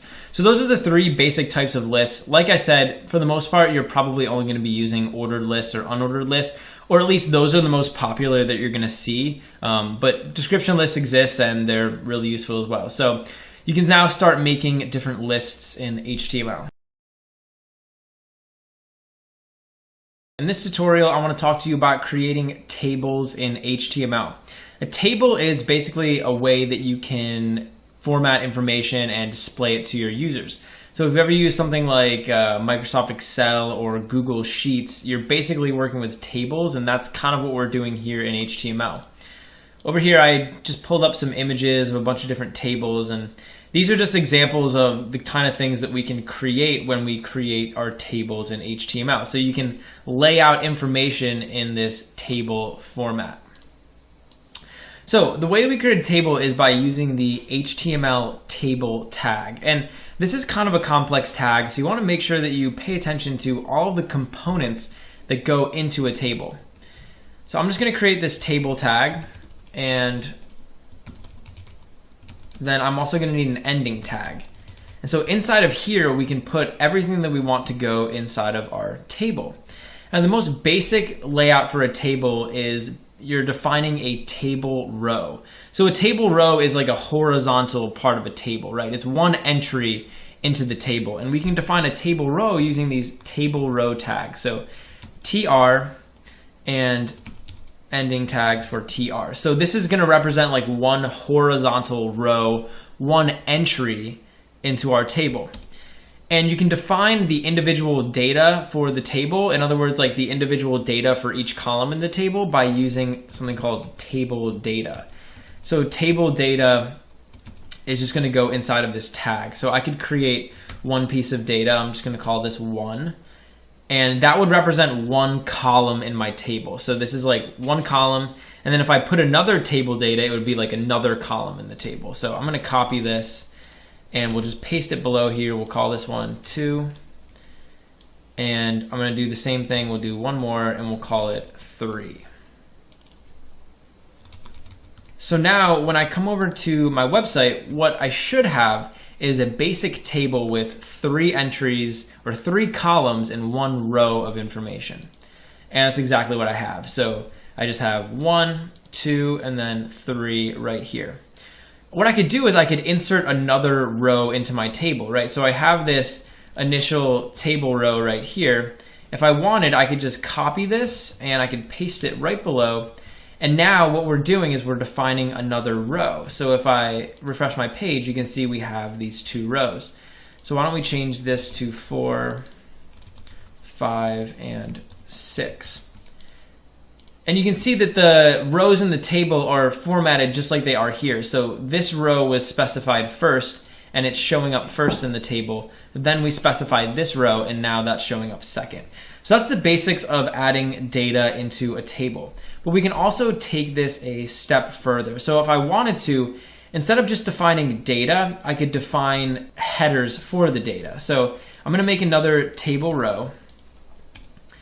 And over here, it's going to stay a table row, but instead of defining table data, I'm going to define a table header. So instead of TD, it's going to be TH, and I'm just going to change that on all of these.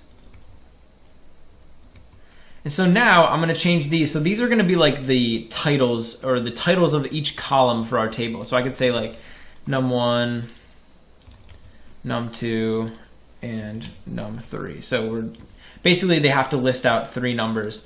And you'll see here that these are now like specified in bold. So these would be like, the different column titles, and then here we have the information for each column. One of the other things about tables is that they're really flexible. So if I wanted to come over here and add in another column to the table, all I'd have to do is just copy this guy, and we can just put in another table data entry. So we could say like 3.5. And so now, in addition to this 3, we're also going to have another entry in the table. But we don't have to have entries for like these table headers or for this other guy. You can just put whatever entries you want. And the other cool thing about tables is that they'll resize themselves. So as I make this window smaller, you'll see that the text inside of this table is like wrapping around, and that's kind of cool. So you can compress the table and you'll still have all this information, and you can see that the information below it is actually moving down to accommodate it. So tables are actually really responsive. So you can define as many table rows and as much table data as you want. And there's actually another thing we can do, which is add in a caption. So the caption will be like the overall title of the table.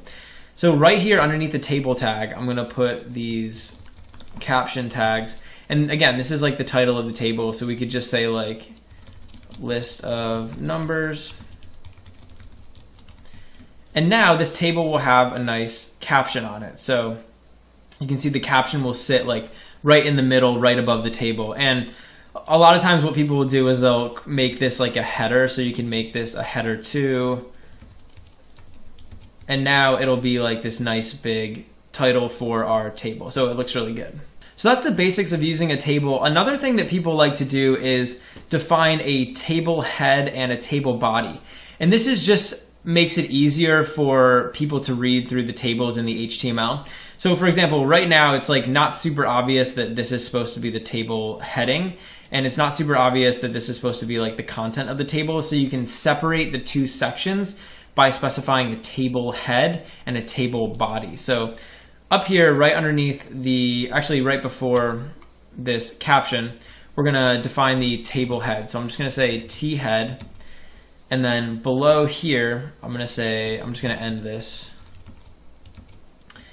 And now I'll just sort of indent this so it looks a little bit better. So this is gonna be all the information in the header of the table. Now we can create another tag called a table body. And it's gonna be the same thing. I'm just gonna say T body. And then we'll end the T body down here at the bottom of the table. And again, I'm just gonna kind of indent these things so it's easier to see. So now our table is laid out with a head and a body, and you'll see that it doesn't change the way the table looks, but it just allows us to format it and organize it a little bit better.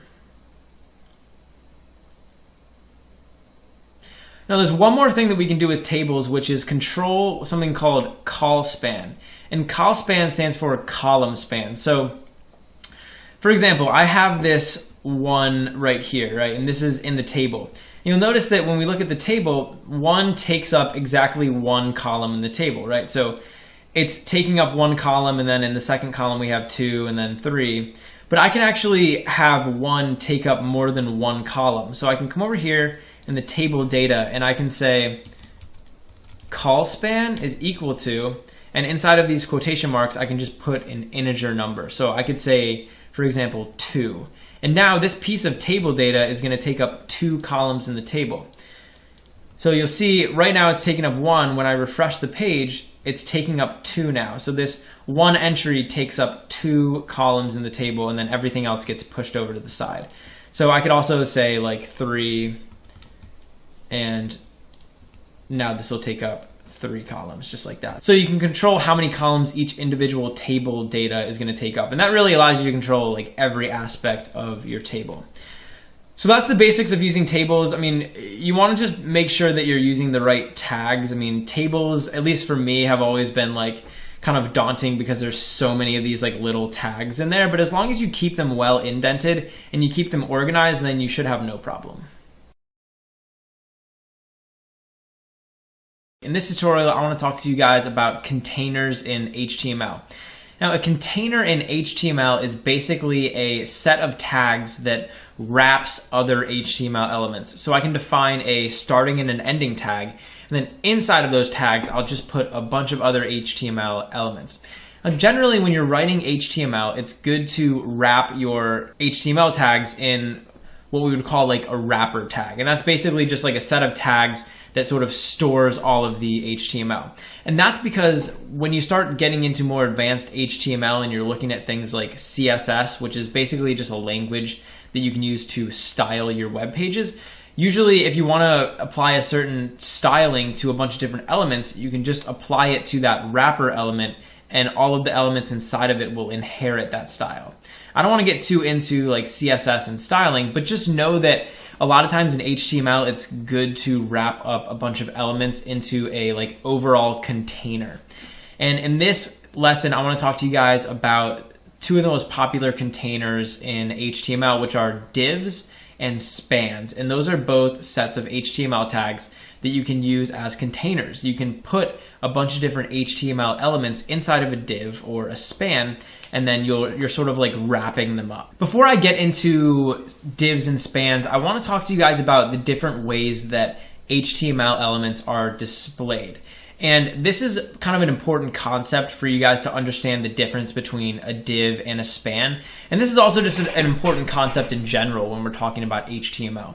So HTML has two basic ways that it displays elements. And keep in mind, there's more than two. You can get into a bunch of different other ones, but the two main ways, like the two ways that you need to know if you want to know HTML, are block and inline. So CSS can display what are called block elements, and it can display inline elements. Now, block elements are CSS or HTML elements that take up the entire width of the page. So they're just like a block on the page. And inline elements are elements that only take up as much space as they need. So you could have inline elements like sitting right next to each other, but you couldn't have block elements sitting right next to each other because the block elements take up the entire width of the page. Now, different HTML tags are going to display differently. So some tags are block tags. Other tags are inline tags. A good example of this is paragraphs versus links. So if I was to create two links inside of HTML, I can just make a link, and it doesn't really have to link to anything. It doesn't really matter. And I'll just say link 1, and I'll make another link down here. I'm just going to copy this one, and we'll call this link 2. When I refresh my page, you'll see over here that these links are actually sitting right next to each other. So link 1 is sitting right next to link 2. And this is a good example of two inline elements. So these links are able to sit next to each other because they're only taking up as much space on the page as they need, right? Link 1 only needs this amount of space, so it only takes up that much space. If I made the text in link 1 longer, now it's going to have to take up more space, but you can see we can still stick link 2 here right next to it. These are, like I said, inline CSS elements, so they can sit in line with each other, or they can sit on the same line is a good analogy. And now I'm going to create two HTML paragraphs. So an HTML paragraph is a good example of a block element. So I'm just going to make one paragraph, and then I'm going to make another paragraph down here. And I'm actually going to separate these. So what you'll notice is, unlike these links, how they sat next to each other, these two paragraphs aren't going to be able to do that. So you can see we have paragraph 1 up here. And even though there's enough room up here in this file to put paragraph 2, it's not going to go there, right? So it doesn't matter how small I make paragraph 1. Like, it doesn't matter how much room there is over here for paragraph 2 to go. It's never going to go over there because these are block elements. So block elements, like I said, they take up the entire width of the page, and so they force the next element to go below them. These inline elements don't do that. So with these inline elements, you can just store them right next to each other in the file. And that's the difference between the two main display types in HTML, block display and inline display. As long as you understand that concept, the concept of a block element and the concept of an inline element, then you're going to understand what spans and divs are used for. So the big difference between spans and divs is that spans are inline containers and divs are block containers. So I can create a span, and you just do it by making these span tags. And we can make an end one, and I can just put some text inside of here. So let's just say span 1. And then I'll make another span down here, span 2. And what you'll notice is when I refresh the page, these two spans, in other words, the elements or the text inside of these two spans is displayed right next to each other, right? So this span is an inline container. When I make two divs, I'm going to make div, and I'll do the same thing. So we'll just put some text in here. We can just say div1 and div2. And now when I refresh the page, you'll notice that these divs are on different lines.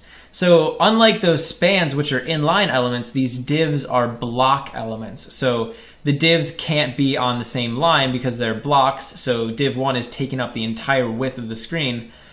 But these spans can because they're inline. So that's the big difference between divs and spans, is that divs are inline, or no, divs are block elements and spans are inline elements. And these are both containers. So we can use spans and divs as containers, right? So these are gonna hold either text or they're gonna hold like other HTML elements. When you start getting into CSS, which is how you style HTML, you can actually apply styling to these spans as well. So that's another reason why you might use a span.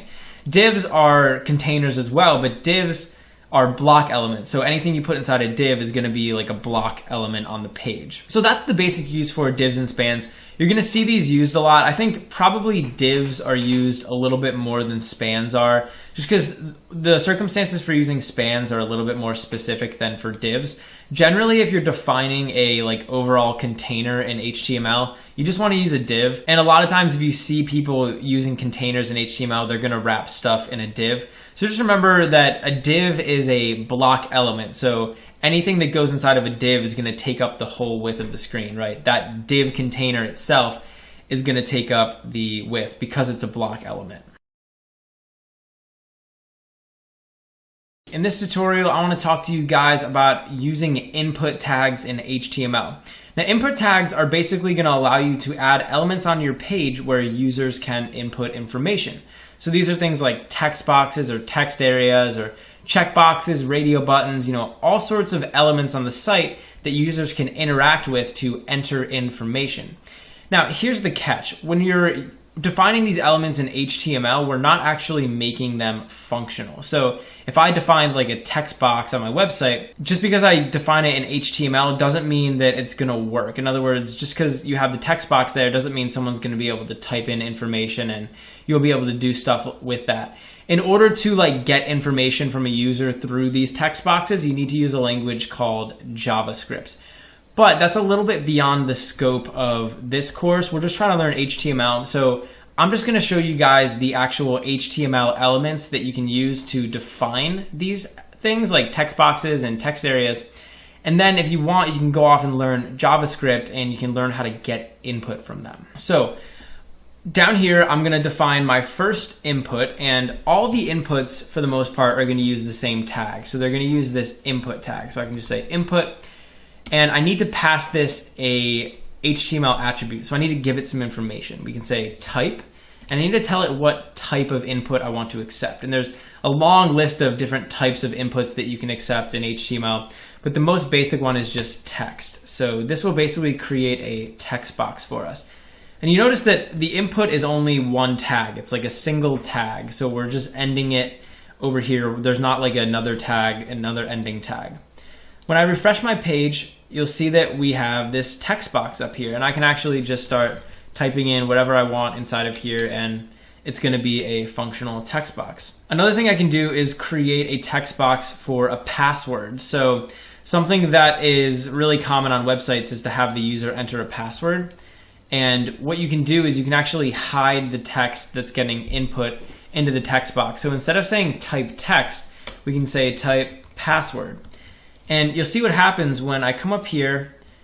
I can type normally in this text box, but when I type down here, it covers these things up. So now they're just like little dots and you can't actually see what's being typed inside of there. So that's kind of like a HTML way of hiding the input from a text box. Another thing we can do is define default content inside of these text boxes. So I could give this a value attribute, and now we can just define a default value. So I could say like, enter your username. Maybe this is like a username prompt. And now you'll see that this text is automatically included inside of that text box without me having to do anything. Now I can also define something called a text area.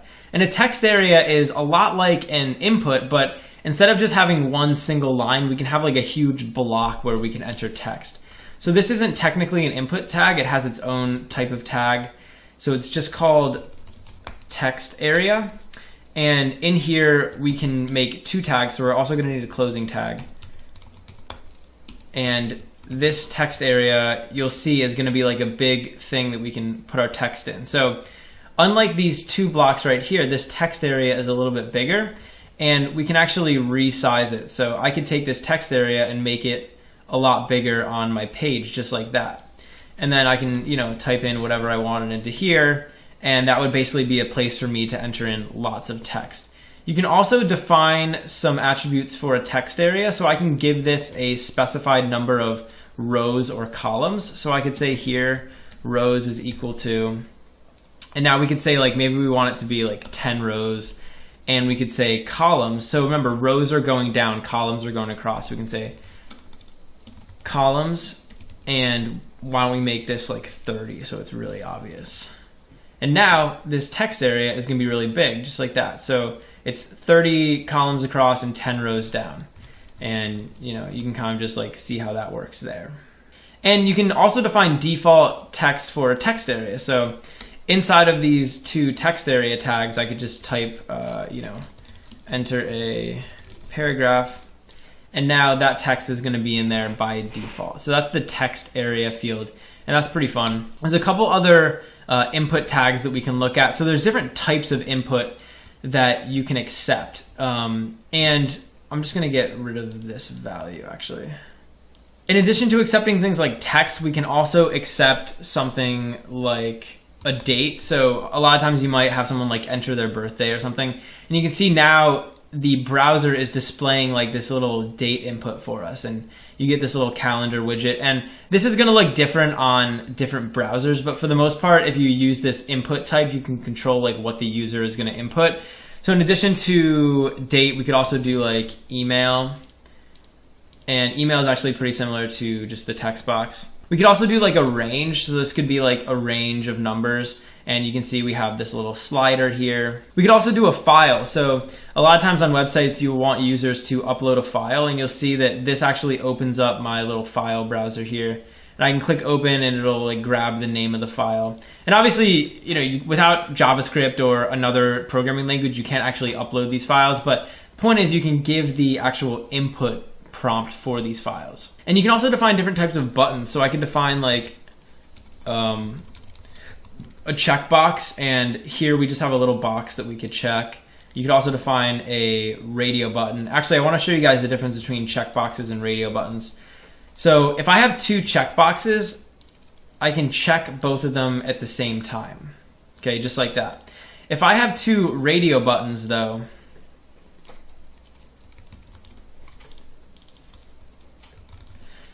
and if I give them an attribute called name, so we can name radio button, so I could say button, and we'll give this one that same exact name, you can actually only click on one of these radio buttons at a time. So if they have the same name, then I can only click one at a time. So checkboxes, you can click as many as you want. With radio buttons though, as long as they have the same name, you can only check one at a time.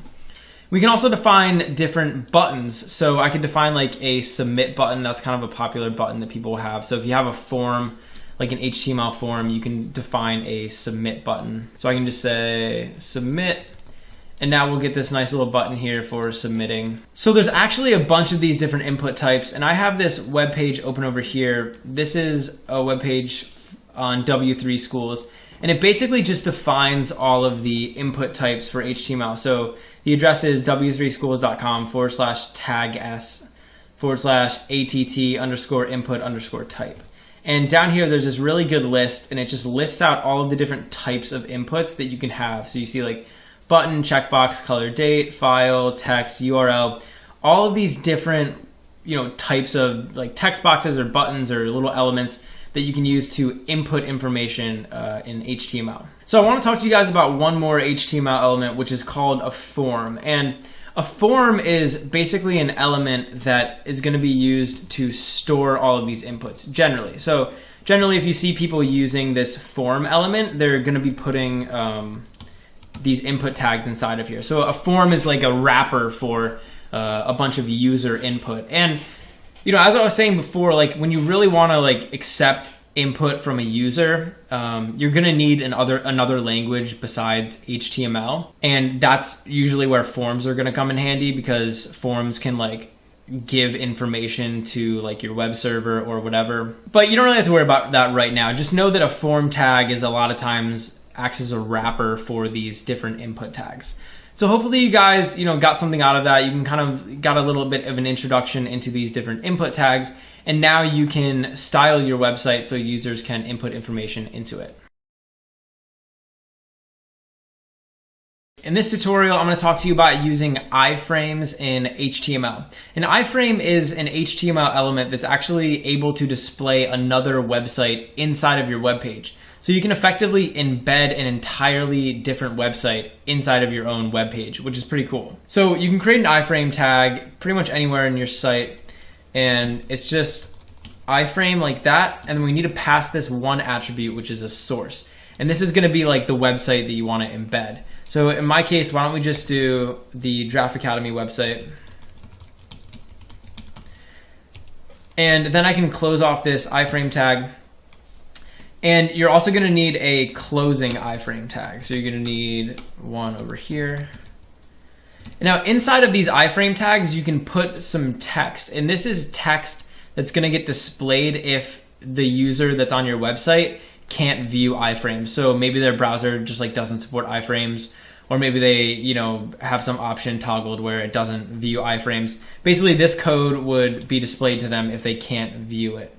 So now when I head over here, I can refresh this page, and you'll notice that inside this little window, the Draft Academy homepage is displaying, but it's like super small. So if you want, you can come down here and we can resize these iframes. So I can give this a width attribute, and we'll just make it 1,000. And I can also give it a height attribute, and we can make this like 800. So now this iframe should display a lot bigger, right? So now I can see the whole website. And so this website is literally embedded inside of my website. So I can go to all the different pages of the website. It works just like a normal website would, but it's inside of our website. So another thing you can do is you can control the border. So if you look here on this iframe, you can see there's like a little border around here. It's like this little gray bar. It's kind of hard to see. But if you want to get rid of that, there's another attribute we can pass in. We can just say frame border is equal to 0. And now this will get rid of that little border. So the iframe will just be like even more embedded inside of the website. Now iframes are really great, and you can pretty much use an iframe for any website. But one thing that a lot of websites will do, a lot of like big websites, is they'll prevent other websites from using their websites as iframes. So like if I tried to make this iframe for like Amazon, for example, Amazon.com, then when I refresh the page, you'll see that nothing shows up, right? I'm not able to use Amazon as an iframe, and that's because they have some setting toggled where they don't allow their website to be used as an iframe. And kind of for good reason. I mean, one of the problems or one of the dangers of iframes is that someone else's website could pose as another person's website. So I could create a website and just have an iframe of Amazon's website in my website, and I could trick people into going to my website, and they would just think it's Amazon, right? So they'd be like, oh, I'm on Amazon, this is cool. Meanwhile, they're on my website, and I could like take their data or, do something malicious to them. So that's one reason why people wouldn't want to have iframes. And it kind of makes sense. But in my case, like for draftacademy.com, like I have no problem letting people iframe that. So it's available to me. So yeah, that's the basics of iframes. Like I said, you can resize them, you can move them around, and they can be a really useful feature in your website. In this tutorial, I want to talk to you about meta tags in HTML. So up here in the head of my website, you'll see that I have this meta tag right here. And this is normally a meta tag that's included in most HTML. And it's specifying the char set of my file, right? The character set. But in addition to this meta tag, we can also define other meta tags. And meta tags live in the head of the HTML file, and the head is basically just used to like define information about the file or do some different like configuration with the file. And these meta tags are used for metadata. So metadata is like data about data. So we can use meta tags to define information about this particular web page. I'm going to show you some of those different meta tags, and we'll talk about like how they're used and why they're useful. So I'm going to make a new meta tag, and we're going to call this one name. So we're going to give it a name, and we're going to call it description. So this is going to be the like full-on description of our website. And over here, I'm just going to type content. So this is going to be the content of the meta tag. And here you could type like your description. And most websites are going to have a description, and this is something that can be used by, for example, a search engine in order to kind of like help to figure out what your website's about. So if you give a good description of what your website's doing, then a search engine could use that information to kind of figure out where your page should sit in like page rankings and stuff like that. And a general rule, people usually would say like maybe 160 characters for a description is like kind of good. You don't want the description to be too long. Like if the description's over like let's say 200 characters, then most search engines are just kind of gonna ignore it, or they might even like penalize you for that in like your search ranking. So description is very important. Just make sure you keep it brief. Another meta tag that we can use is for the author. So I can say meta name, and this is gonna be author. And actually I don't think I closed this tag, yeah. So you can just close all of these like this. And then again, we can just define the content. So this is going to define like the or who the author is. So like in our case, it's me. And we can also define some keywords. So this is going to be keywords, and again, content. So the keywords can just be stored in like a comma separated list. So you could say like HTML, you know, tutorial, you know, Draft Academy, stuff like that. So we're just defining this long list of keywords.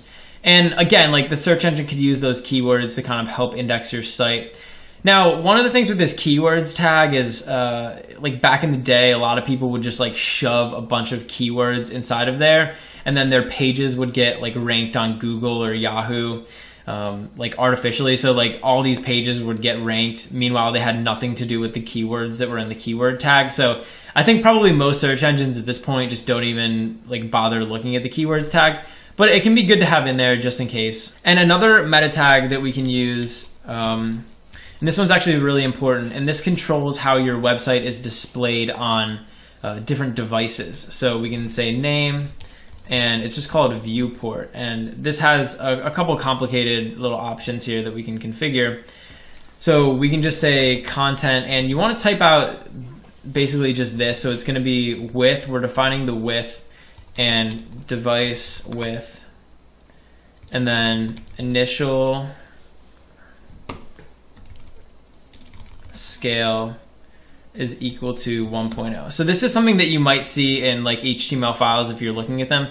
And basically what this does is it controls how your website is displayed on different devices. So if you didn't have this in here and you went to look at your website on like a mobile device, then the website would just display as it would on a desktop. So it would display like really zoomed out and really far away. And a lot of times people will design their websites to look really good on mobile. So like if you design this website to look really good on a mobile device, if you didn't include this line up in here, then it's possible that the mobile device wouldn't display the website in that mobile view. It would display it like it would on a desktop, so like really zoomed out, and it just wouldn't look good. So defining like the width as the device width, so the current device that's looking at it, allows the HTML to kind of like respond to the size of the screen. So this is another important meta tag.